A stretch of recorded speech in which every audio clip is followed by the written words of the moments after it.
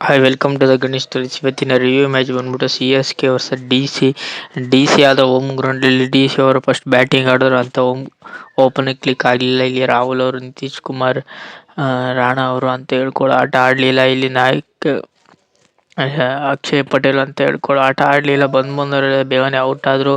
Main ಇಲ್ಲಿ ರಶೀದ್ ಮತ್ತೆ ಇಲ್ಲಿ ಅಂತ ಹೇಳ್ಕೊಳ್ಳೋ ಆಟ ಯಾರು ಆಡಲಿಲ್ಲ ಗುರು. ಒಟ್ಟಿನಲ್ಲಿ ಮಿನಿಮಮ್ ಸ್ಕೋರ್ ಇಲ್ಲಿ 155ಕ್ಕೆ ಚೇಸ್ ಮಾಡೋಕೆ ಕೊಟ್ಟರು. ಒಟ್ಟಿನಲ್ಲಿ 20 ಓವರ್ಗೆ 157ನ ಚೇಸ್ ಮಾಡೋಕೆ ಕೊಟ್ಟು ಇಲ್ಲಿ ಕರುಣ್ ನಾಯರ್ ಆಗಲಿ ಅಂತ ಹೇಳ್ಕೊಳ್ಳೋ ಆಟ ಆಡಲಿಲ್ಲ. ಅವ್ರಿಗೊಂದು ಚಾನ್ಸ್ ಕೊಟ್ಟಿದ್ರು, ಬೇಗನೆ ಔಟ್ ಆದರು. Main C S K bowling ಕಡೆ ನೋಡಿದರೆ ಇಲ್ಲಿ ಮೇನು ಗುರು ಇಲ್ಲಿ ಸಿಕ್ಕಾಬಟ್ಟೆ ನೂರರ್ ಮತ್ತು ಇಲ್ಲಿ 100 ವಿಕೆಟ್ಗಳನ್ನ ತೆಗಿಲಿಲ್ಲ. ಬರೀ 2 ವಿಕೆಟ್ಗಳನ್ನ ತೆಗೆದ್ರು. ನೆಕ್ಸ್ಟ್ ಲೆವೆಲ್ ಆಟನ ಆಡಿದ್ರು ಗುರು.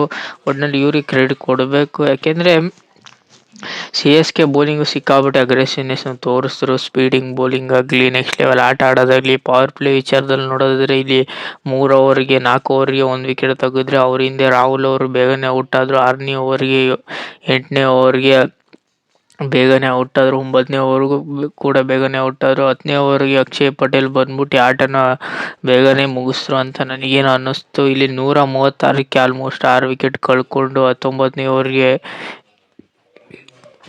7 ವಿಕೆಟ್ನ ಕಳ್ಕೊಂಡ್ರು. ಒಟ್ನಲ್ಲಿ C S K next level bowling ಮಾಡಿದ್ರು. ಡಿ ಸಿ ಹೋಮ್ ಗ್ರೌಂಡ್ ಅಡ್ವಾಂಟೇಜ್ನ ಮಾತ್ರ ತಗೊಳ್ಳೇ ಅಂತ ನನಗೇನೋ ಕಾಣಿಸ್ತು ಗುರು ಅಂತ ಹೇಳ್ತೀನಿ ಗುರು. ಒಟ್ಟಿನಲ್ಲಿ 157ಕ್ಕೆ ಚೇಸ್ ಮಾಡೋಕೆ ಕೊಟ್ಟರು ಸಿ ಎಸ್ ಕೆಗೆ. ಒಟ್ಟಿನಲ್ಲಿ 55ನ್ನ ಚೇಸ್ ಮಾಡಕ್ಕೆ ಬಂದಿದೆ ಸಿ ಎಸ್ ಕೆ. ಒಂದೊಳ್ಳೆ ಓಪನಿಂಗ್ ಸ್ಟಾರ್ಟಿಂಗು ಸಿಗಲಿಲ್ಲ. ಇಲ್ಲಿ ಗಾಯಕ್ವಾಡ್ ಬೇಗನೆ ಔಟ್ ಆದರು.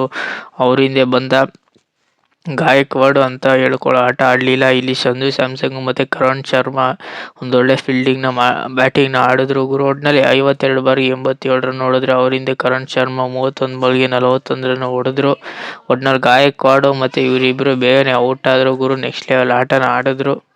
ಗಾಯಕ್ವಾಡ್ ನೆಕ್ಸ್ಟ್ ಲೆವೆಲ್ ಆಟನ ಆಡಕ್ಕೆ ಹೋಗಿನೇ ಬೇಗನೆ ಔಟ್ ಆದರು. ಸಂಜು ಸ್ಯಾಮ್ಸಂಗ್ ಒಂದೊಳ್ಳೆ ಆಟನ ಹೊಡೆದ್ರು. 100 ಮಿಸ್ ಮಾಡ್ರು ಏನೂ ಮ್ಯಾಟ್ರ್ ಆಗಲಿಲ್ಲ. ಇಲ್ಲಿ ಡಿ ಸಿ ಬೌಲಿಂಗ್ ಕಡೆ ನೋಡೋದ್ರಲ್ಲಿ ಇಲ್ಲಿ ಮಿಚೆಲ್ ಮಾರ್ಕ್ಸ್ ಬೇಗನೆ ಎಕ್ಸ್ಪೆನ್ಸಿವ್ ಆದರು. ಅಕ್ಷಯ್ ಪಟೇಲ್ ಅಷ್ಟೇ, ಲುಂಗಿ ಎಂಗಿಡಿನೂ ಅಷ್ಟೇ, ಕುಲ್ದೀಪ್ ಯಾದವ್ ಅಂತ ಗೇಮ್ ಚೇಂಜಿಂಗ್ ಮಾಡಲಿಲ್ಲ. ಇಲ್ಲಿ ಟಿ ನಟರಾಜನ್ ಅಂತ ಹೇಳ್ಕೊಳ್ಳೋ ಗೇಮ್ ಚೇಂಜಿಂಗ್ ಮಾಡಲಿಲ್ಲ. ಅಕ್ಷಯ್ ಪಟೇಲು ಮತ್ತು ಲುಂಗಿ ಎಂಗಿಡಿ ಇವರಿಬ್ಬರು ವಿಕೆಟ್ ತೆಗೆದ್ರೆ ಅಷ್ಟೇ ಹೊರತು ಇನ್ನು ಮಿಕ್ತವ್ರ ಆಟಗಳು ಏನೂ ಆಡಲಿಲ್ಲ ಗುರು. ಒಟ್ಟಿನಲ್ಲಿ ನಮ್ಗೆ ಅನ್ನಿಸ್ತಿತ್ತು ಯಾವಾಗ 150 ಹೊಡಿತಾರೆ. ಪ್ರಿವ್ಯೂ ವಿಡಿಯೋದಲ್ಲೇ ಹೇಳಿದ್ದೆ ಸಿ ಎಸ್ ಕೆ 150 ಹೊಡೆದ್ರೆ ಇಲ್ಲ ಡಿ ಸಿ 150 ಹೊಡೆದ್ರೆ ಮ್ಯಾಚು ಆರಾಮಾಗಿ ಗೆದ್ಬಿಡ್ತಾರೆ ಅಂತ ಅಂದ್ಕೊಂಡಿದ್ದೆ. ಆಲ್ಮೋಸ್ಟ್ ಇವರು 18 ಓವರ್ಗೆ ಮ್ಯಾಚ್ನ ಮುಗಿಸಿದ್ರು ಗುರು, 2 ವಿಕೆಟ್ ಕಳ್ಕೊಂಡು. ಒಟ್ಟಿನಲ್ಲಿ ಸಿ ಎಸ್ ಕೆ ಕಡಿಮೆ ಸ್ಕೋರ್ ಅಂದಾಗೆಲ್ಲ ತುಂಬ ಚೆನ್ನಾಗಿ ಕ್ಲಿಯರ್ ಮಾಡ್ಕೊಬಿಡ್ತಾರೆ, ಮ್ಯಾಚ್ನ ಈಸಿ ಮಾಡ್ಕೊಬಿಡ್ತಾರೆ ಗುರು. ಒಟ್ಟಿನಲ್ಲಿ C S K pan table ನೋಡಿದ್ರೆ ಇಲ್ಲಿ 10 ಮ್ಯಾಚ್ ಗೆದ್ದು 5 ಮ್ಯಾಚ್ ಸೋತೆ, 5 ಮ್ಯಾಚ್ ಗೆದ್ದವ್ರೆ, 10 ಪಾಯಿಂಟ್ನ ಕಳೆ ಹಾಕೋರೆ. ಒಟ್ಟಿನಲ್ಲಿ ಸಿ ಎಸ್ ಕೆ ಕ್ವಾಲಿಫೈ ಆಗಬೇಕಂದ್ರೆ ಇರೋ ಬರೋ ಮ್ಯಾಚ್ನೆಲ್ಲ ಗೆಲ್ಲಬೇಕು. ಒಂದು ಮ್ಯಾಚ್ ಸೋತ್ರೂ ಕ್ವಾಲಿಫೈ ಆಗೋದು ಸಿಕ್ಕಾಬಟ್ಟೆ ಕಷ್ಟ. ಒಟ್ಟಿನಲ್ಲಿ ಸಿ ಎಸ್ ಕೆ 8 ವಿಕೆಟ್ಗಳ ಭಾರಿ ಜಯ. 15 ಬಾಲ್ ಇರೋಂಗೆ ಬೇಗನೆ ಗೆದ್ರು ಗುರು. ಒಟ್ಟಿನಲ್ಲಿ ಸಿ ಎಸ್ ಕೆ ಇಷ್ಟು ಈಸಿಯಾಗಿ ಗೆಲ್ತಾರೆ ಅಂತ ನಾನಂತೂ ಅಂದ್ಕೊಂಡಿರಲಿಲ್ಲ.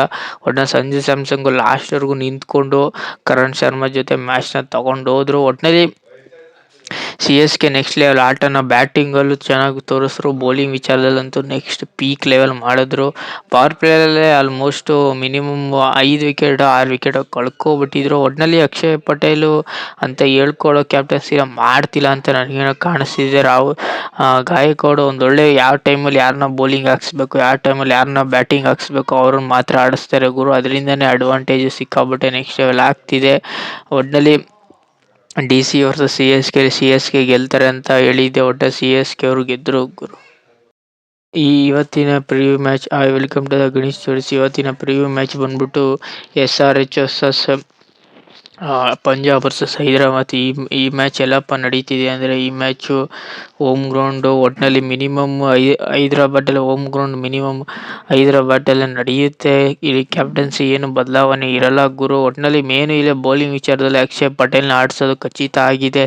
ಕ್ಯಾಪ್ಟನ್ಸಿ ಕ್ಲಾಸನ್ನು ಆಡಿಸ್ತಾರೆ. ಇಲ್ಲಿ ಮೇನು SRH ಅಲ್ಲಿ ಟ್ರಾವಿಸ್ ಹೆಡ್ ಮತ್ತು ಅಭಿಷೇಕ್ ಶರ್ಮಾ ಇವರಿಬ್ಬರಲ್ಲಿ ಒಬ್ಬರು ಕ್ಲಿಕ್ ಆದರೂ ಪಂಜಾಬಿಗೆ ಸಿಕ್ಕಾಪಟ್ಟೆ ಕಷ್ಟ ಆಗುತ್ತೆ. ಇವ್ರ ಕಡೆನೂ ಅಷ್ಟೇ. ಇಲ್ಲಿ ಮಿನಿಮಮ್ ಸ್ಕೋರ್ ಬಂದ್ಬಿಟ್ಟು ಮಿನಿಮಮ್ 200 ಅಂತೂ ಹೊಡಿತಾರೆ. ಎರಡು ಟೀಮಲ್ಲೂ 200 ಹೊಡೆಯೋ ಸಿಕ್ಕಾಪಟ್ಟೆ ಶಕ್ತಿ ಅಂತ ಇದು ಕಾಣ್ತಿದೆ ಗುರು. ಒಟ್ಟಿನಲ್ಲಿ ಲೋ ಸ್ಕೋರ್ ಆದರೆ ಏನು ಆಶ್ಚರ್ಯ ಪಡೆಯೋ ವಿಷಯ ಅಂತ ಅಲ್ವೇ ಅಲ್ಲ.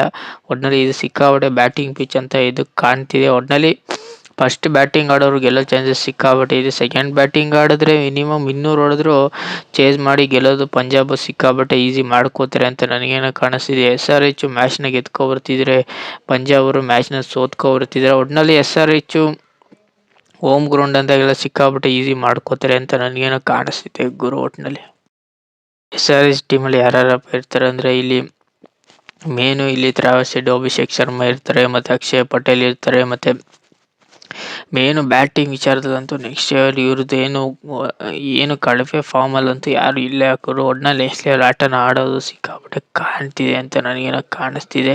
ಒಟ್ಟಿನಲ್ಲಿ SRH ಟೀಮಲ್ಲಿ ಯಾರ್ಯಾರಪ್ಪ ಇರ್ತಾರೆ ಅಂತ ಅಭಿಷೇಕ್ ಶರ್ಮಾ, ಕ್ಲಾಸನ್ನು, ಇಶಾನ್ ಕಿಶನ್, ಟ್ರಾವಿಸ್ ಹೆಡ್, ಮತ್ತು ಸಂದೀಪ್ ಶರ್ಮಾ, ಮತ್ತು ಅಭಿಷೇಕ್ ಶರ್ಮಾ, ಮತ್ತು ನಿತೀಶ್ ಕುಮಾರ್ ರೆಡ್ಡಿ, ಮತ್ತು ಅಶ್ವಥ್ ದುಬೆ, ಮತ್ತು ಶಿವಮ್ ಕುಮಾರ್, ಮತ್ತು ಅಕ್ಷಯ್ ಪಟೇಲ್, ಈಶ್ವರ್ ಮಲಿಂಗ ಇರ್ತಾರೆ. ಟೋಟಲ್ ಇಷ್ಟು ಜನ ಇರ್ತಾರೆ. ಮೇನು ಈಶ್ವರ್ ಮಲಿಂಗ ಮೇಲೆ ಸಿಕ್ಕಾಪಟ್ಟೆ ಅವರು ಪವರ್ ಪ್ಲೇಯಲ್ಲಾಗಲಿ ಶ್ರೀಲಂಕಾ ಅಂದಾಗೆಲ್ಲ ಅಡ್ವಾಂಟೇಜ್ನ ಇವರು ತಗೊಳ್ಳೋದು ಸಿಕ್ಕಾಪಟ್ಟೆ ಇರುತ್ತೆ. ಒಟ್ಟಿನಲ್ಲಿ ಅಭಿಷೇಕ್ ಶರ್ಮಾ, ಟ್ರಾವಿಸ್ ಹೆಡ್ ಇವರಿಬ್ಬರನ್ನ ಕ್ಲಿಕ್ ಆದಂತೂ ತಡೆದ್ರೆ ಪಂಜಾಬ್ ಗೆಲ್ಲೋ ಚಾನ್ಸಸ್ ಸಿಕ್ಕಾಪಟ್ಟೆ ಇದು ಕಾಣ್ತಿದೆ. ಒಟ್ಟಿನಲ್ಲಿ ಹೋದ ಮ್ಯಾಚಲ್ಲಿ ಕ್ಲಾಸನ್ನು ಒಂದೇ ಮ್ಯಾಚಲ್ಲಿ ಸಿಂಗಲ್ ಹ್ಯಾಂಡಲ್ಲಿ ಮ್ಯಾಚ್ನ ಗೆಲ್ಸ್ಕೊಟ್ಟವ್ರೆ. ಒಟ್ಟಿನಲ್ಲಿ ಕ್ಲಾಸನ್ ಮೇಲೆ ನಿಗಾ ಇಟ್ಟಿರ್ಬೇಕಂತ ನನಗೇನೋ ಕಾಣಿಸ್ತಿದೆ.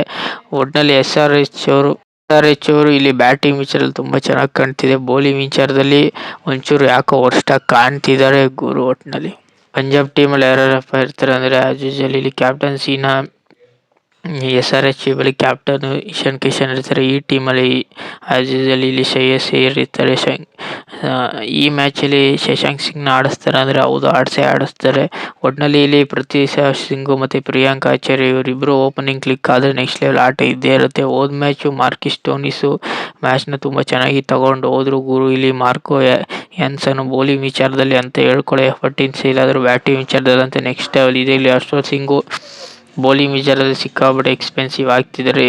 ಇದು ಎಂತಾರೆ ಚಾಲು ಗೇಮ್ ಚೇಂಜಸ್ ಮಾಡೋ ಚೇಂಜಸ್ ಸಿಕ್ಕಾಪಟ್ಟೆ ಇದು ಕಾಣ್ತಿದೆ ಗುರು. ಒಟ್ಟಿನಲ್ಲಿ ಮೇನು SRH ಪಂಜಾಬ್ ಬಂದಾಗೆಲ್ಲ SRH ಅವರು ಒಂಚೂರು ಬ್ಯಾಟಿಂಗ್ ವಿಚಾರದಲ್ಲಿ ತುಂಬ ಚೆನ್ನಾಗಿ ಕಾಣ್ತಿದ್ದಾರೆ. ಪಂಜಾಬ್ ಅವರು ಬ್ಯಾಟಿಂಗ್ ವಿಚಾರದಲ್ಲಿ ತುಂಬ ಚೆನ್ನಾಗಿ ಕಾಣ್ತಿದೆ. ಆದರೆ ಬೌಲಿಂಗ್ ವಿಚಾರದಲ್ಲಿ ಪಂಜಾಬ್ ಅವರು ಎದ್ದು ತುಂಬ ಚೆನ್ನಾಗಿ ಕಾಣ್ತಿದ್ದಾರೆ ಗುರು. ಕೊರತೆ ಇದ್ರೂ ಗೇಮ್ ಚೇಂಜಸ್ ಮಾಡೋ ಚಾನ್ಸಸ್ ಸಿಕ್ಕಾಪಟ್ಟೆ ಇದೆ. ಇವ್ರ ಕಡೆನೂ ಇಶಾನ್ ಮಲಿಂಗ ಆಗಲಿ ಅಕ್ಷಯ್ ಪಟೇಲ್ ಆಗಲಿ ಸಿಕ್ಕಾಪಟ್ಟೆ ಬೌಲಿಂಗ್ ಚೇಂಜಸ್ ನಡೆದ್ರೂ SRH ಪಂಜಾಬು ಎಲ್ಲದರಲ್ಲೂ ಬೌಲಿಂಗಲ್ಲಾಗಲಿ ಬ್ಯಾಟಿಂಗಲ್ಲಾಗಲಿ ತುಂಬ ಚೆನ್ನಾಗಿ ಎದ್ದು ಕಾಣ್ತಿದ್ದಾರೆ ಗುರು ಅಂತ ನನಗೇನೋ ಕಾಣಿಸ್ತಿದೆ ಗುರು. ಒಟ್ಟಿನಲ್ಲಿ Punjab versus Hyderabad head start ನೋಡಿದ್ರೆ 25 ಮ್ಯಾಚಲ್ಲಿ SRH ಎಷ್ಟಪ್ಪ ಗೆದ್ದವ್ರೆ ಅಂದರೆ ಒಟ್ಟಿನಲ್ಲಿ ಸಿಕ್ಕಾಪಟ್ಟೆ SRH ಈ ಮ್ಯಾಚಲ್ಲಿ ಎದ್ದು ಕಾಣ್ತಿದ್ದಾರೆ. 5 ಮ್ಯಾಚ್ನ ಗೆದ್ದವ್ರೆ ಗುರು. ಒಟ್ಟಿನಲ್ಲಿ 25 ಮ್ಯಾಚಲ್ಲಿ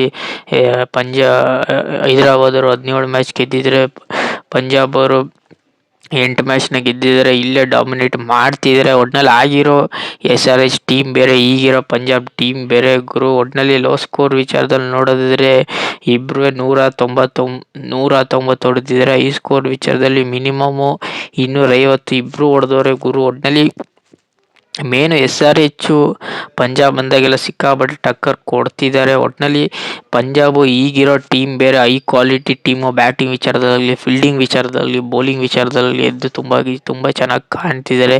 ಆದರೆ SRH ಹೋಮ್ ಗ್ರೌಂಡ್ ಅಂದಾಗೆಲ್ಲ ತುಂಬ ಚೆನ್ನಾಗಿ ಬ್ಯಾಟಿಂಗ್ ವಿಚಾರದಾಗಲಿ, ಬೌಲಿಂಗ್ ವಿಚಾರದಲ್ಲಾಗಲಿ, ಫೀಲ್ಡಿಂಗ್ ವಿಚಾರದಲ್ಲಾಗಲಿ ಇವರು ಹೋಮ್ ಗ್ರೌಂಡ್ ಅಡ್ವಾಂಟೇಜ್ನ ಸಿಕ್ಕಾಪಟ್ಟೆ ತಗೋತಾರೆ ಅಂತ ನನಗೇನು ಕಾಣಿಸ್ತಿದೆ. ಟಾಸ್ ಯಾರು ಗೆಲ್ತಾರೆ ಅವರು ಮ್ಯಾಚ್ ಗೆಲ್ಲೋ ಚಾನ್ಸಸ್ ಸಿಕ್ಕಾಪಟ್ಟೆ ಇದು ಕಾಣ್ತಿದೆ. ನನ್ನ ಪ್ರಕಾರ ಟಾಸ್ ಗೆದ್ರೆ ಮೊದಲು ಬ್ಯಾಟಿಂಗ್ ತಗೋತಾರೆ ಅಂತ ನನಗೇನೋ ಕಾಣ್ತಿದೆ. ಬೌಲಿಂಗ್ ಆಯ್ಕೆ ಮಾಡ್ಕೊಳ್ಳೋದು ನನ್ನ ಪ್ರಕಾರ ಕಷ್ಟ ಅಂತ ಕಾಣಿಸ್ತಿದೆ ಗುರು. ಒಟ್ಟಿನಲ್ಲಿ ಪಂಜಾಬ್ ಅವರು ಚೇಸ್ ಮಾಡಿಕೊಂಡು ಮ್ಯಾಚ್ನ ಗೆದ್ದಿದ್ದಾರೆ. ಮತ್ತು ಬಿಗ್ ಸ್ಕೋರ್ನ ಕಲೆ ಹಾಕಲು ಇಬ್ಬರು ಟೀಮು ಇಬ್ಬರು ಬ್ಯಾಟಿಂಗ್ ಆಡೋದಾಗ್ಲೂ ಗೆದ್ದವ್ರೆ, ಬೌಲಿಂಗ್ ಆಡೋದಾಗ್ಲೂ ಮ್ಯಾಚ್ನ ಗೆದ್ದವ್ರೆ ಗುರು. ಒಟ್ಟಿನಲ್ಲಿ ಈ ಮ್ಯಾಚ್ ಸಿಕ್ಕಾಪಟ್ಟೆ ಟೆನ್ಷನ್ ಆಗೋ ಚಾನ್ಸಸ್ ಸಿಕ್ಕಾಪಟ್ಟೆ ಎದ್ದು ಕಾಣ್ತಿದೆ. ಒಟ್ಟಿನಲ್ಲಿ ಪಂಜಾಬ್ ಅವರು ಮ್ಯಾಚ್ನ ಸೋತ್ಕೊಬರ್ತಿದ್ದಾರೆ, SRH ಅವರು ಮ್ಯಾಚ್ನ ಗೆದ್ಕೊಬರ್ತಿದ್ದಾರೆ. ಇಬ್ಬರು ಟೇಬಲ್ ಟಾಪಲ್ಲಿ ಇದ್ದಾರೆ. ಪಂಜಾಬ್ ಅವರು ಫಸ್ಟ್ ಇದ್ದಾರೆ, SRH ಅವರು 3ನೇ ಸ್ಥಾನದಲ್ಲಿ ಅವರೇ. ಒಟ್ಟಿನಲ್ಲಿ Punjab versus Hyderabad home ground ಇದ್ರು ನನ್ನ ಪ್ರಕಾರ ಈ ಮ್ಯಾಚ್ನ ಪಂಜಾಬ್ ಅವರು ಈ ಮ್ಯಾಚ್ನ ಗೆಲ್ಲೇಬೇಕು ಗುರು ಅಂತ ನನಗೇನೋ ಕಾಣ್ತಿದೆ. ಈ ಮ್ಯಾಚ್ನ ಗೆಲ್ಲಿಲ್ಲ ಅಂದರೆ ಒಂಚೂರು ರನ್ ರೇಟಲ್ಲಾಗಲಿ ಪಾಯಿಂಟ್ಸ್ ಟೇಬಲಲ್ಲಿ ಒಂಚೂರು ಹಿಂದೆ ಬೀಳೋ ಚಾನ್ಸಸ್ ಸಿಕ್ಕಾಬಟ್ಟೆ ಪಂಜಾಬ್ ಅವರು ಎದ್ದು ಕಾಣ್ತಿದ್ದಾರೆ ಗುರು. ಒಟ್ಟಿನಲ್ಲಿ ಪಂಜಾಬ್ ವರ್ಸಸ್ ಹೈದರಾಬಾದಲ್ಲಿ ಹೋಮ್ ಗ್ರೌಂಡ್ ಇದ್ರು ಹೈದರಾಬಾದಲ್ಲಿ ನಾನು ಹೇಳ್ತಿದ್ದೀನಿ ಈ ಮ್ಯಾಚ್ನ ಪಂಜಾಬ್ ಗೆಲ್ಲೋ ಚಾನ್ಸಸ್ ಸಿಕ್ಕಾಬಿಟ್ಟೆ ಇದು ಕಾಣ್ತಿದೆ ಗುರು. ಒಟ್ನಲ್ಲಿ ಬೌಲಿಂಗ್ ವಿಚಾರದಲ್ಲಿ ಇವರು ಒಂಚೂರು ಗಮನ ವಹಿಸಿದ್ರೆ ಕ್ಯಾಚಿಂಗ್ ವಿಚಾರದಲ್ಲಾಗಲಿ, ಬೌಲಿಂಗ್ ವಿಚಾರದಾಗಲಿ, ಪವರ್ ಪ್ಲೇ ವಿಚಾರದಲ್ಲಾಗಲಿ, ಬ್ಯಾಟಿಂಗ್ ವಿಚಾರದಲ್ಲಿ ಒಟ್ನಲ್ಲಿ ಒಂಚೂರು ಇರೋ ಗಮನ ಇಟ್ಟು ಮ್ಯಾಚ್ ಗೆದ್ರೆ ಈ ಮ್ಯಾಚ್ನ ಗೆಲ್ಲೋ ಚಾನ್ಸಸ್ ಸಿಕ್ಕಾಬಿಟ್ಟೆ ಇದು ಕಾಣ್ತಿದ್ರೆ ಗುರು. ಆದರೆ SRH ಅವರು ಟಕ್ಕರ್ ಕೊಡ್ತಾರೆ, ಹಂಗೆ ಡಾಮಿನೇಟ್ ಮಾಡ್ತಾರೆ ಅಂತ ಕಾಣ್ತಿದೆ. Punjab versus SRH match, Hyderabad ಮ್ಯಾಚಲ್ಲಿ ಈ ಮ್ಯಾಚ್ನ ಪಂಜಾಬ್ ಅವರು ಮ್ಯಾಚ್ನ ಗೆಲ್ತಾರೆ ಅಂತ ನನಗೇನು ಅನ್ನಿಸ್ತಿದೆ ಗುರು. ಒಟ್ನಲ್ಲಿ SRH ವರ್ಸಸ್ PBK ಅವರು ಈ ಮ್ಯಾಚ್ನ ಗೆಲ್ತಾರೆ ಅಂತ ನನಗೇನೋ ಕಾಣಿಸ್ತಿದೆ. ಪಂಜಾಬ್ ಈ ಮ್ಯಾಚ್ನ ಗೆಲ್ತಾರೆ ಗುರು. ಒಟ್ಟಿನಲ್ಲಿ Punjab versus SRH preview video ನಿಮಗೇನೋ ಇಷ್ಟ ಇಲ್ಲ, ಲೈಕ್, ಶೇರ್, ಸಬ್ಸ್ಕ್ರೈಬ್ ಮಾಡ್ಕೊಳ್ಳಿ. ಸುಮಾರು ಜನ ಸಬ್ಸ್ಕ್ರೈಬ್ ಮಾಡದೆ ನೋಡ್ತಿದ್ದೀರಾ, ಬೇಗ ಆ ವಿಡಿಯೋ ನೋಡ್ಬಿಡ್ತೀರಾ ಗುರು. ಒಂದು ಸಬ್ಸ್ಕ್ರೈಬ್ ಮಾಡಲ್ಲ, ಒಂದು ಲೈಕು ಮಾಡಲ್ಲ. ಬೇಗ ಸಬ್ಸ್ಕ್ರೈಬ್ ಮಾಡ್ಕೊಳ್ಳಿ. 1000 ಸಬ್ಸ್ಕ್ರೈಬ್ ಕಂಪ್ಲೀಟ್ ಮಾಡಿಲ್ಲ, 400 ಸಬ್ಸ್ಕ್ರೈಬ್ ಕಂಪ್ಲೀಟ್ ಮಾಡಿ. ಸಿಗೋ ಮುಂದಿನ ವಿಡಿಯೋದಲ್ಲಿ.